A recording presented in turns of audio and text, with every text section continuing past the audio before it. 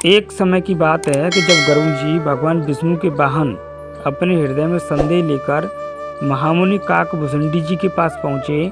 उनका संदेह था, क्या वास्तव में भगवान राम साक्षात भगवान विष्णु के अवतार हैं।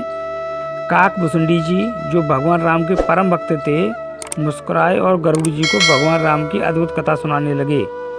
गरुड़ जी को शंका हुई थी, जब भगवान राम और लक्ष्मण दोनों को मेघनाथ ने नागपाश में बांध दिया था।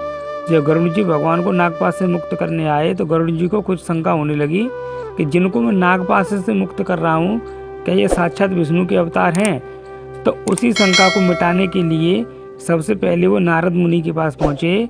फिर नारद मुनि ने उन्हें भगवान शंकर जी के पास भेजा और शंकर जी ने आदेश दिया कि आप एक महात्मा काकभूषुंडी जी हैं, आप उनके पास जाइए, वो आपकी समस्या का समाधान करेंगे। तब गरुड़ देव जी उड़ करके काकभूषुंडी जी के पास पहुंचते हैं और कहते हैं, काकभूषुंडी जी कहते हैं, हे गरुड़देव, तुम जो संसार का सारा ज्ञान रखते हो वह भी भगवान राम की महिमा का पार नहीं पा सकता। सुनो, मैं तुम्हें उन्हें भगवान राम की कथा सुनाता हूँ, जो दया, करुणा और धर्म के साकार रूप हैं। काकभूषुंडी जी ने गरुड़ जी को भगवान राम के जन्म से लेकर वनवास तक की कथा सुनाई। कैसे वे महाराज दशरथ के पुत्र बने, कैसे कैकेयी के 2 वरदानों ने उन्हें वनवास का मार्ग दिखाया।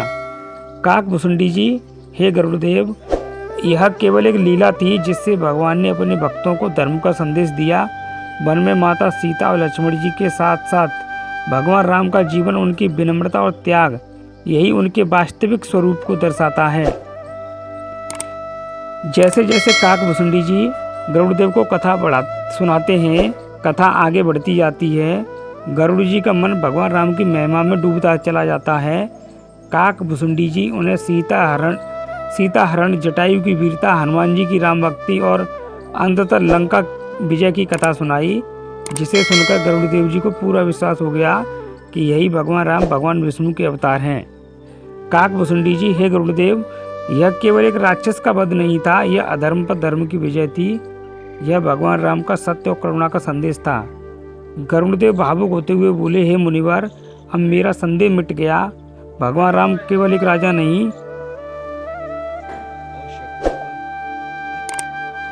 भगवान राम केवल एक राजा ही नहीं, वो साक्षात भगवान विष्णु के अवतार हैं। उनकी महिमा अनंत है। गरुड़ जी के नेत्रों से आंसू बहने लगे।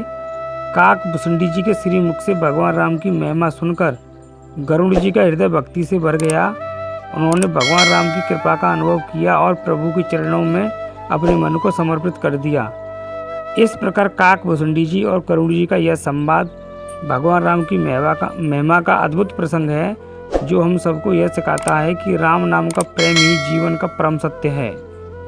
मित्रों, अगर आपने चैनल पर पहली बार विजिट किया हो तो सब्सक्राइब जरूर करें और सुंदर सुंदर कमेंट करके बताएं कि गरुड़ देव जी ने भगवान राम के बारे में इस प्रकार की शंका उनके मन में किस प्रकार उत्पन्न हुई। Thank you, thanks for watching, धन्यवाद।